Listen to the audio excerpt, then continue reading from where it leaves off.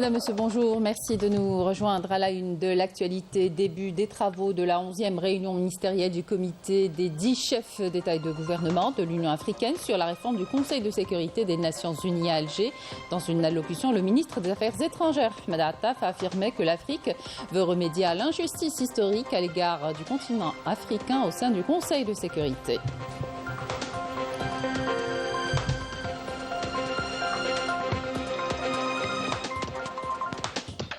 Dans le journal également, l'événement économique de la semaine au Palais des Expositions d'Alger. Il s'agit du Textile Expo qui réunit plus de 170 sociétés, dont 60 algériennes. Zoom ce matin sur l'unité de production de chemises de Jijel, filiale du holding Getex, qui participe d'ailleurs au salon. C'est l'une des plus anciennes entreprises publiques de textile en Algérie. L'actualité est également sportive avec le match Ouganda-Algérie au stade national Mandela Stadium à Kampala à 17h. Un match comptant pour le 4e jour des qualifications de la Coupe du Monde 2026. Bienvenue à tous. Ouverture ce matin des travaux de la 11e réunion ministérielle du comité des 10 chefs d'État et de gouvernement de l'Union africaine sur la réforme du Conseil de sécurité des Nations unies au Centre international de conférence Abdeltefrah à Alger. Dans une allocution, le ministre des Affaires étrangères et de la communauté nationale à l'étranger, Ahmed Attaf, a affirmé que l'Afrique veut remédier à l'injustice historique à l'égard du continent africain au sein du Conseil de sécurité et restaurer le rôle du Conseil et lui rendre son efficacité dans un contexte de multiplication des crises et des conflits. On écoute Ahmed Attaf.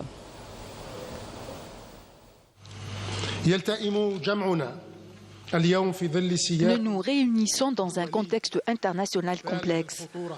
Ce contexte a remis sur la table la nécessité de réformer le Conseil de sécurité de l'ONU. En Algérie, nous restons convaincus que la réforme du Conseil de sécurité s'impose plus que jamais. Et cette réforme n'aura aucun sens sans la prise en charge des intérêts africains. Cette réforme devra faire la distinction entre tout ce qui est prioritaire et avec nous, en direct du CIC, Yasmine Msaoudi. Yasmine, bonjour. Cette réunion s'inscrit dans le cadre des efforts continus pour promouvoir la position africaine commune concernant la réforme du Conseil de sécurité. L'objectif étant d'amener la communauté internationale à corriger l'injustice historique que subit le continent africain. Pouvez-vous nous en dire plus ?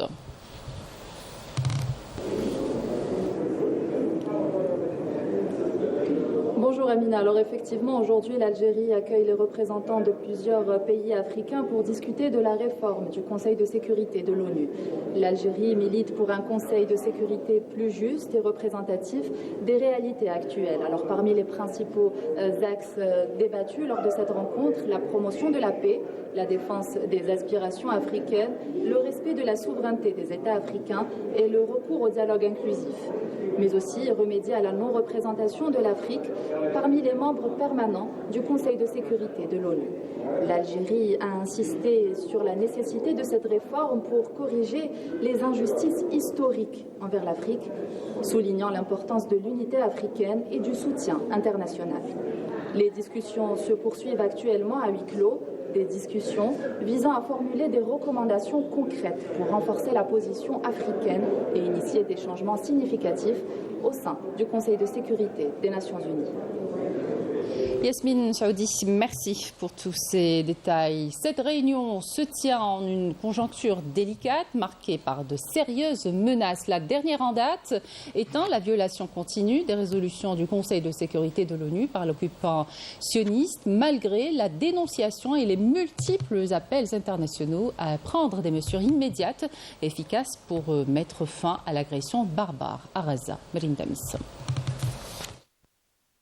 La réforme du Conseil de sécurité des Nations Unies est désormais une nécessité absolue. La relance des négociations gouvernementales internationales dans ce cadre revêt une importance capitale. Une relance selon une approche globale et intégrée qui doit être une priorité pour la communauté internationale afin d'aboutir à un consensus sur une véritable réforme garantissant une représentation plus transparente, ce qui confirme l'engagement de l'Algérie en faveur de la position africaine commune pour mettre un terme à l'injustice historique à l'égard du continent africain. بعجلة المفاوضات الدولية الحكومية بشأن إصلاح مجلس الأمن وفق منهج متكامل وشامل ينبغي أن يكون أولوية للمجموعة الدولية. L'Algérie, qui en est à sa 4e adhésion au Conseil de sécurité, met à profit son expérience diplomatique dans la résolution des conflits et la lutte contre le terrorisme avec une vision stratégique. En accueillant la 11e réunion ministérielle du comité des 10 chefs d'État et de gouvernement de l'Union africaine, l'Algérie confirme son profond engagement pour réussir les négociations liées à la réforme du Conseil de sécurité. Nous parlons de l'équité de la représentation géographique qui est fondamentalement déséquilibrée, que ce soit en termes de sièges permanents ou non permanents. Lorsque le Conseil de sécurité prend une décision, il doit avoir une légitimité. Il est évident que les 5 pays membres ne vont pas permettre à l'Afrique d'obtenir cette demande, qui est une demande logique et juste. Selon les observateurs, la réunion d'Alger est une opportunité pour insuffler une forte dynamique aux démarches collectives et apporter tout l'appui à la position africaine commune pour gagner le pari et répondre aux attentes des peuples africains. Dans l'actualité également, les représentations algériennes à l'étranger qui se mobilisent pour sensibiliser sur l'importance du prochain scrutin ainsi que sur les préoccupations des ressortissants algériens à l'étranger. C'est le cas du consulat de Milan où réside une communauté dynamique, nous dit Hafef Belouchette. Bien que la ville de Milan ne compte que 19 000 ressortissants algériens, elle est l'une des communautés les plus actives dans le bassin méditerranéen. Régulièrement, ses représentants animent avec le consul des rencontres sur des sujets divers. Se retrouver à parler des problèmes de la communauté algérienne ici en Italie et on est en train de discuter de tout régler les problèmes des Algériens au niveau des associations. Nous avons abordé la question de l'amélioration des services consulaires. Travailler en bonne intelligence avec un tissu associatif qu'il tente de renforcer, c'est l'objectif du chef de poste. Il a également été question d'étudier les meilleurs moyens, les plus efficaces, susceptibles d'améliorer la collaboration entre le consulat et le tissu associatif dans la région. Et l'un des sujets qui s'est naturellement imposé au lendemain de la convocation du corps électoral par le président de la République, les outils et moyens de promouvoir la culture démocratique auprès du plus grand nombre d'électeurs potentiels.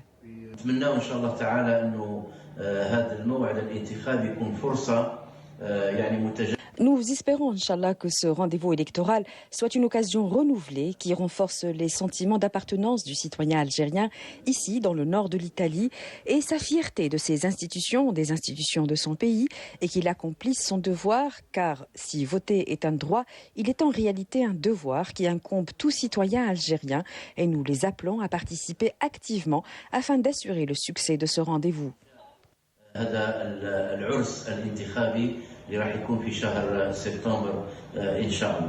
À Milan, comme partout en Europe, les ressortissants algériens peuvent dès cette semaine s'assurer de leur inscription sur les listes électorales ou s'inscrire sous condition d'être majeurs.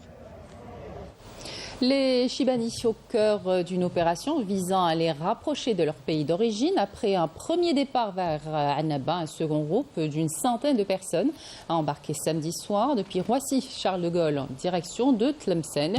Ils poursuivront ensuite leur voyage vers Mascara avant de terminer leur périple à Alger. Ce programme de cure thermale leur a été organisé gracieusement par le ministère du Tourisme et la Grande Mosquée de Paris. Je vous propose d'écouter ces quelques réactions.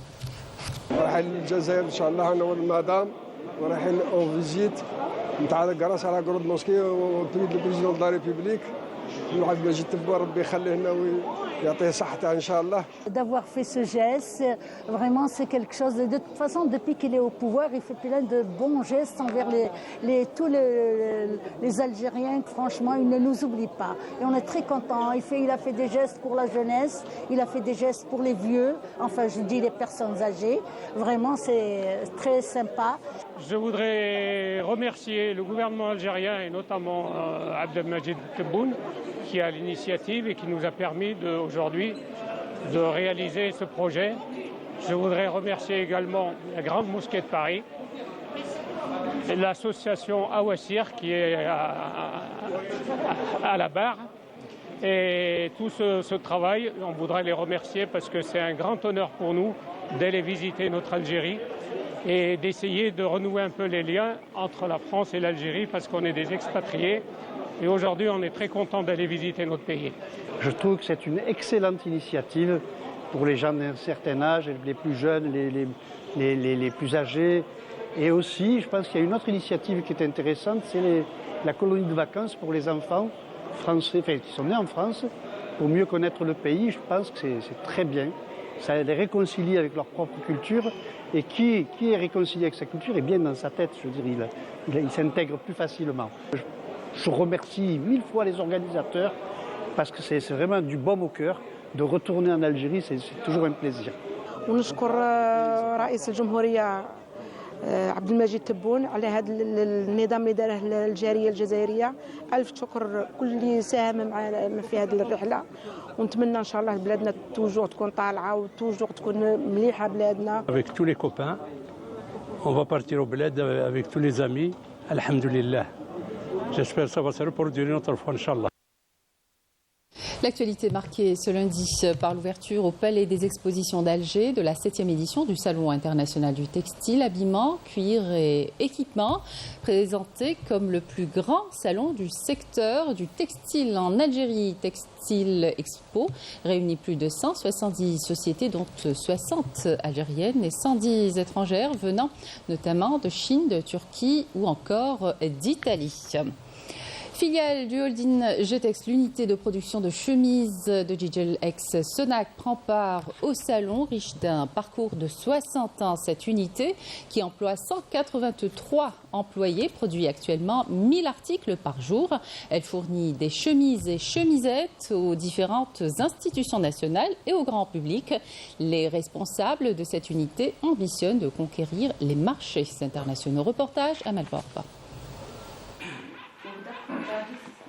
Sur cette vieille photo, une partie de l'histoire de la chemiserie Jinjin de Gigel se dévoile.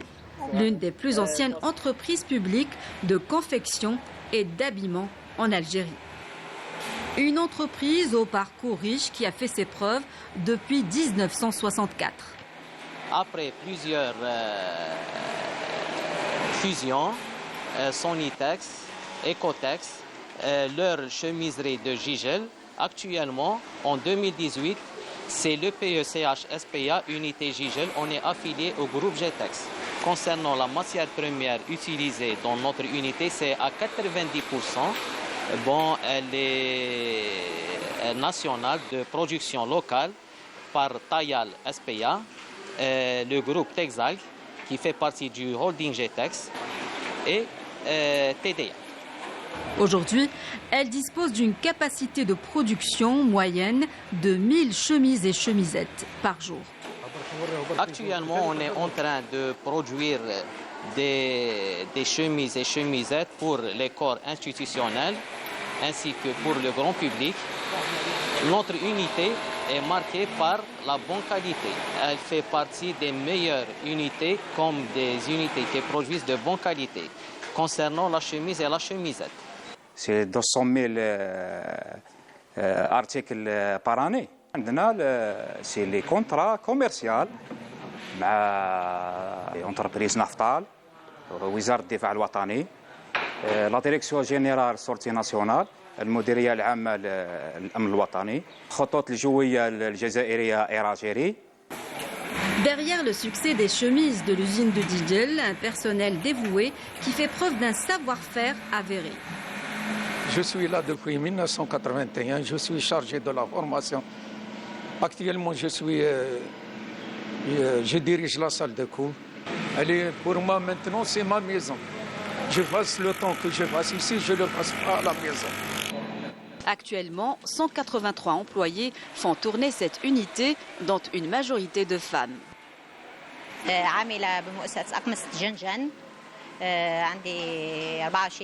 J'ai 24 ans de service dans cette unité de confection de chemises. Tout se passe bien.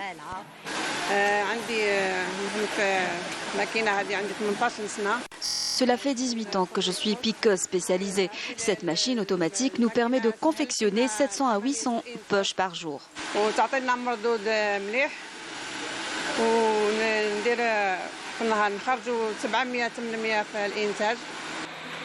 Grâce à la qualité de ses produits, cette unité s'est imposée sur le marché national avec des perspectives prometteuses d'exportation.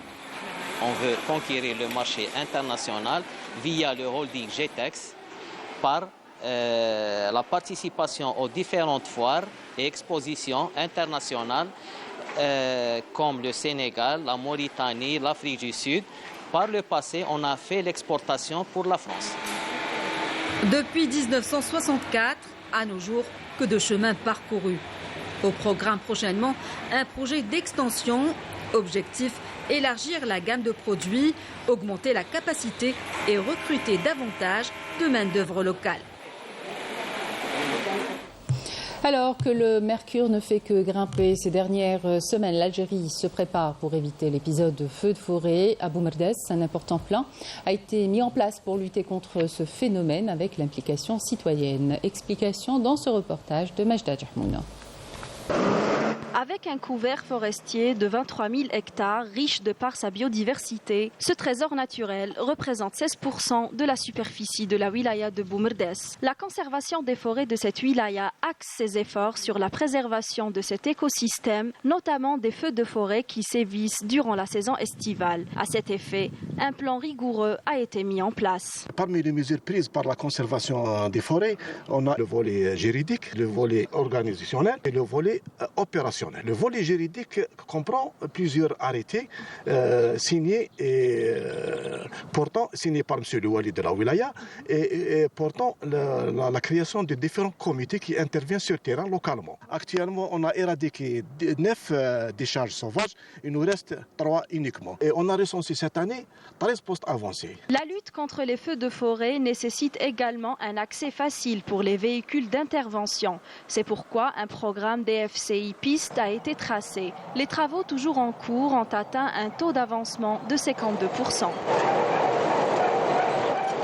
La wilaya de Boumerdès a bénéficié d'un programme important, à savoir l'aménagement de 124 km pistes et pour assurer la pérennité des pistes existantes et encore des nouvelles ouvertures sur 46 km pour consolider les pistes existantes déjà. Ajoutons à cela des tranchées par feu à aménager sur 40 hectares. Et comme les sapeurs-pompiers sont les premiers à intervenir en cas de feu de forêt, la Direction générale de la protection civile a renforcé son dispositif de lutte contre les incendies et ce en matière de DRIF qui sont désormais en nombre de 5 et répartis sur les wilayas à haut risque d'incendie, à savoir Sidi Bel Abbès, Chlef, Blida, Stif et Tarf. La protection civile dispose de 505 unités qui se trouvent dans des endroits où il y a des massifs forestiers. Ils sont mis en alerte et équipés de moyens pour intervenir dès qu'il y a déclenchement d'un feu. En plus de ça, la protection civile a mis en place depuis 2 ans déjà un dispositif particulier qu'on appelle le DRIF. Le DRIF, c'est le détachement de renfort pour la lutte, les interventions en feu de forêt. Ce détachement se compose de moyens de lutte contre les feux de forêt lourds, c'est-à-dire des CCFM et des CCI, des camions-citernes. Ces moyens sont disposés de manière à ce que ce DRIF peut intervenir à travers beaucoup de wilayas limitrophes à la wilaya où on dispose les DRIF. En plus du dispositif terrestre, il y a le dispositif aérien qui garantit rapidité et efficacité, notamment dans les régions montagneuses et difficiles d'accès. L'année passée, on avait à disposition 6 avions.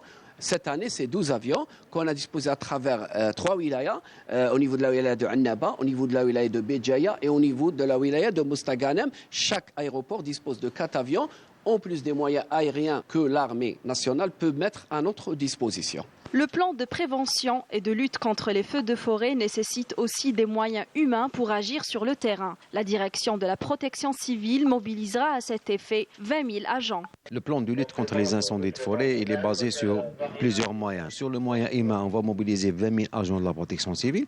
Donc ces 20 000 agents composent les colonnes mobiles. Et les 65 colonnes mobiles interviennent au niveau du territoire national. Certains wilayas ont une colonne mobile, certains deux, d'autres ont 3 colonnes mobiles selon le risque, selon le massif forestier. La lutte contre les feux de forêt est une tâche dure et colossale qui nécessite une collaboration étroite et stratégique entre gardes forestiers et sapeurs-pompiers. Ensemble, ils incarnent une force d'intervention en amont et en aval, capable de protéger les forêts et garantir la sécurité des populations locales, prouvant que l'anticipation et la coopération sont les véritables armes face à ce risque majeur.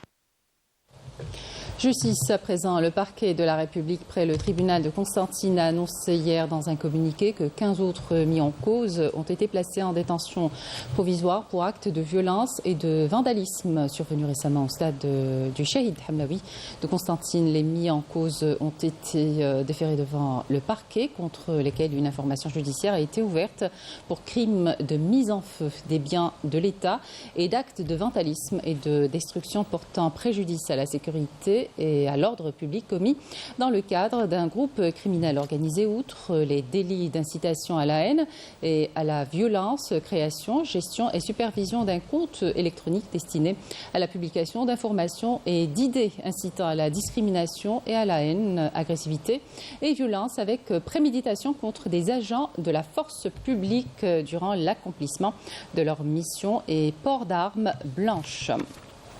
À l'étranger, l'offensive militaire sioniste a fait 40 morts supplémentaires au cours des dernières 24 heures. Le ministère de la Santé palestinien a annoncé aujourd'hui un nouveau bilan de 37 124 personnes tuées dans ce territoire depuis le début de l'agression sioniste.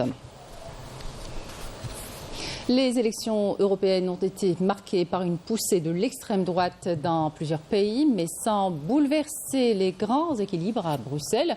Les premières estimations ont confirmé une progression des droites nationalistes et radicales et un revers cuisant pour les dirigeants des deux premières puissances de l'UE, le chancelier allemand Olaf Scholz et le président français Emmanuel Macron, qui a annoncé une dissolution de l'Assemblée française face à l'arrivée en tête de la liste d'extrême droite du Rassemblement national avec lequel 32% des voix.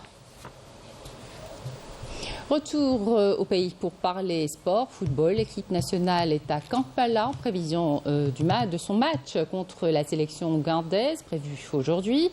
Rencontre comptant pour le 4e jour des qualifications de la Coupe du Monde 2026. Les Verts tenteront de se racheter après la désillusion de jeudi dernier devant la Guinée. Mokhtar Ahmadi.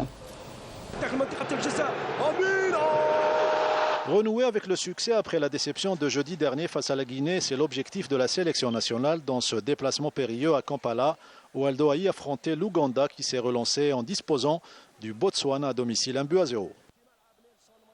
On va retenir tout ce qui est positif de ce match-là et le mettre pour lundi, Inch'Allah, et lundi aller chercher cette victoire qui est importante. Après, il reste 6 matchs encore. Et c'est la Coupe du Monde, c'est un nouveau format, il y a 10 matchs, donc il reste encore beaucoup de points en jeu. Donc Inch'Allah, on va faire le nécessaire, on va tout donner en tout cas, ça c'est un truc qui n'est pas négociable pour ce maillot, on va tout donner et dès lundi, on va essayer de prendre les 3 points pour rester dans la course. Les 2 séances d'entraînement de samedi soir et du dimanche à l'heure du match permettront au staff technique d'apporter quelques réglages afin de retrouver l'indispensable cohésion qui manquait jeudi dernier devant les Guinéens. La victoire est impérative pour échapper à tout mauvais calcul et à un scénario qui éloignerait le 11 national de la qualification au premier mondial à 48 équipes. L'Ouganda, qui compte le même nombre de points que l'Algérie, la Guinée et le Mozambique, aura l'avantage du terrain et du public qui sera acquis à sa cause. Voilà qui termine cette édition. Merci de votre attention. Tout de suite, les prévisions météo avec ML Laribi. Excellente suite des programmes sur Canal Algérie.